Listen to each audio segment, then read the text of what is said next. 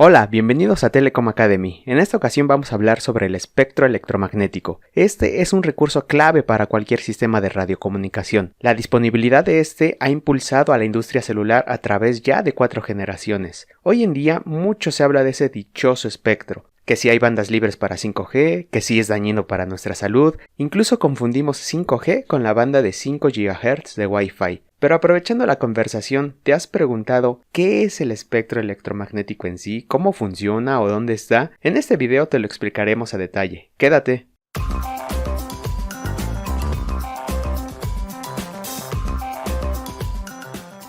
Partamos de lo básico. Sabemos que las ondas electromagnéticas tienen algunas características como amplitud, longitud de onda, dada en metros, frecuencia, que son los ciclos que recorren un segundo, etc. En esta ilustración, supongamos que en este punto se recorre un segundo. Podemos deducir entonces que la onda de abajo tiene más ciclos durante ese segundo, por lo tanto tiene mayor frecuencia. Pues bien, el espectro electromagnético abarca todas las longitudes de onda y todas las frecuencias posibles de las ondas electromagnéticas. Esta figura nos muestra intervalos de longitud de onda y de frecuencia para la mayor parte del espectro que existe en la naturaleza.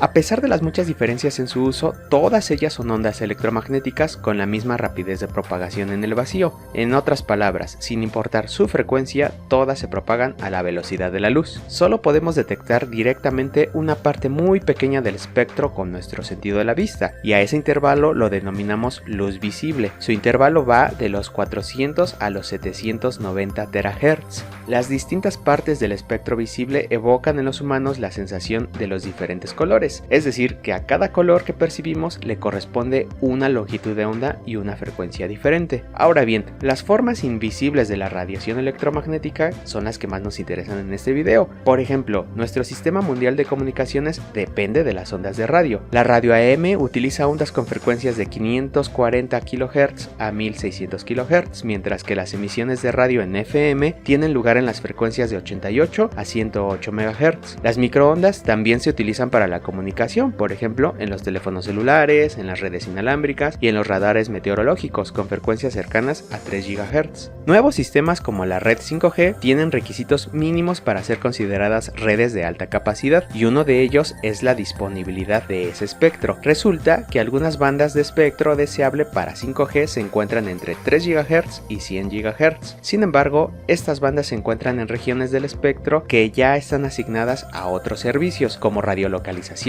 enlaces punto a punto, exploración terrestre y comunicaciones por satélite. Por lo tanto, los sistemas móviles deben encontrar la forma de convivir con los sistemas ya existentes. En palabras simples, es como si tú quisieras construir un hotel en una zona residencial donde ya hay casas construidas y los terrenos ya tienen dueño. Y esa, señoras y señores, es la razón por la que se ha vuelto tan popular hoy en día el tema del espectro radioeléctrico, porque hoy muchas empresas, industrias, operadoras, organismos públicos, etcétera, tienen que poner sobre la mesa sus intereses, y esto termina siendo un tema pues económico, político, de influencias y de negocios. Ahora bien, dado que el espectro de frecuencias es un recurso valioso y escaso, la asignación del mismo debe de estar controlada por los gobiernos de todo el mundo. Por ejemplo, en México, el organismo responsable es el Instituto Federal de Telecomunicaciones o IFT. La FCC, por sus siglas en inglés, Comisión Federal de Comunicaciones, está a cargo de la gestión del espectro en los Estados Unidos. Y por si fuera poco, la propia ONU tiene su organismo especializado para regular las telecomunicaciones a nivel internacional, que es la ITU o la International Telecommunication Union. Veamos un ejemplo. Para efectos de este video tomaremos la asignación de espectro en los Estados Unidos a través de esta pequeña figura que muestra una vista muy simplificada. ¿Qué podemos identificar? Como ejemplos podemos mencionar la radiodifusión, las transmisiones de radio AM y FM y las transmisiones de TV, la radiolocalización, utilizada principalmente por el gobierno para uso militar y agencias como la NASA, bandas de comunicación celulares. Ejemplos de estas tenemos aquellas alrededor de 850 MHz, la banda PCS alrededor de 1900 MHz, la banda de 700 MHz y AWS para servicios inalámbricos avanzados, hoy usada por LTE alrededor de 1700 y 2100 MHz. En esta figura podemos ver las características estandarizadas por los organismos internacionales para los sistemas móviles más relevantes. Lo que podemos destacar sería las propias propias bandas que ya mencionamos. Nota que para LTE se han liberado más bandas que en las otras generaciones. Esto es porque es el sistema predominante hoy en día, ya que transporta voz y la gran mayoría de datos que pasan por las redes celulares. También tenemos el ancho de banda de cada portadora para cada sistema. Nota que en GSM o en 2G la portadora era apenas de 200 kHz, mientras que para LTE puede ser de 20 MHz, y esto tiene mucho sentido, ya que a mayor ancho de banda, mayor cantidad de información se podrá transmitir. Igualmente podemos ver la tasa promedio de velocidad. De nuevo, mientras que en GSM solo se ocupaba para voz y aplicaciones de datos menores, UMTS o 3G requirió mayores tasas, pues comenzaron los servicios multimedia, pasando por HCA Plus o 3.5G con sus 42 megabits por segundo hasta llegar a LTE, donde tenemos velocidades ya del orden de 300 megabits por segundo, donde ya podemos reproducir videos por streaming, aplicaciones en la nube, etc.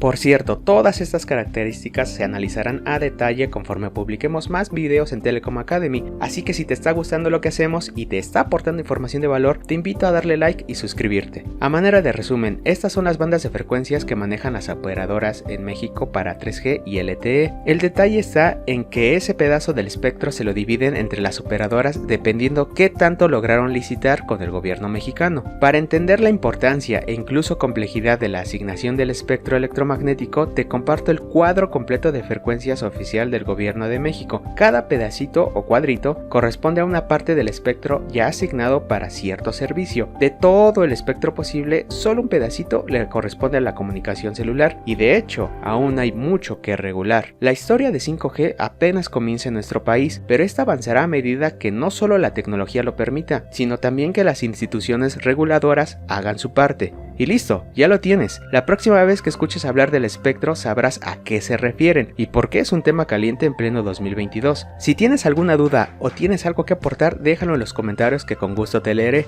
¡Nos vemos!